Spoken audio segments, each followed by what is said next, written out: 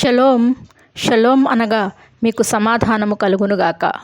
ఈరోజు దేవుని వాక్యము యోబు గ్రంథము 36వ అధ్యాయము 26వ వచనం.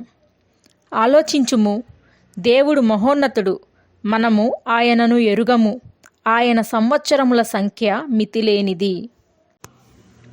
దేవుని యొక్క 6 రోజుల పని ఒక్కసారి బయటకు వెళ్ళి ఆకాశం వైపు చూసి ఆలోచిస్తే అర్థమవుతుంది.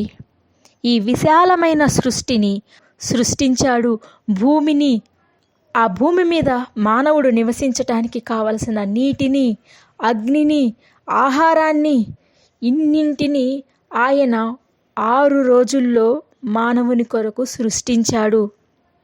ఎంతోమంది సైంటిస్టులు కొన్ని వందల సంవత్సరాల నుంచి ప్రయత్నం చేస్తున్నప్పటికీ విశ్వం యొక్క అంచును చూడలేకపోయాడు.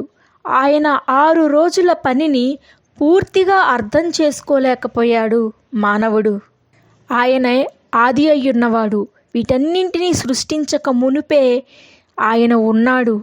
మరి అటువంటి ఆయనను ఒక వ్యక్తి తెలుసుకోవటం అంటే ఎంత గొప్ప భాగ్యం. ఆయన సంవత్సరముల సంఖ్య మితిలేనిది, ఎవ్వరూ లెక్క కట్టుటకు అవకాశమే లేనిది, ఊహలకు అందనిది. అటువంటి ఆయన నిన్ను ఎంతగానో ప్రేమించి నీకు ఈ భూమి మీద ఉన్న సమస్తాన్ని ఏలుకొమ్మని ఇచ్చేశాడు. ఆయనతో సదాకాలము జీవించటానికి సిద్ధపడి ఆయనను అంగీకరిస్తే ఆయనతో పాటు ఆ నూతన యెరూషలేములో జీవించటం ఎంత గొప్ప భాగ్యము. నీతిమంతులను బలపరచుటకు యెహోవా కనుదృష్టి లోకమంతయు సంచారము చేయుచున్నది. మానవుడు స్వతహాగా నీతిమంతుడు కాలేడు.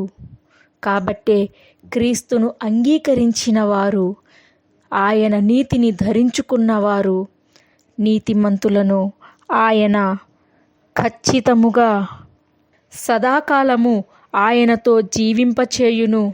ఈ 6 రోజుల పనే ఇంత ఘనంగా ఉంటే ఆయనతో జీవించే జీవితము ఇంకా ఎంత ఘనంగా ఉంటుందో అది ఊహలకు అందనది, వర్ణింపలేనిది. ఇంత గొప్ప భాగ్యాన్ని పొందుకోవటం ఆలస్యం చేయటం ఎందుకు? ప్రార్థన. దేవా, అవునయ్యా, నీ పనిని మా కొరకు, మేము సంతోషించటం కొరకు మాకు అనుగ్రహించావు.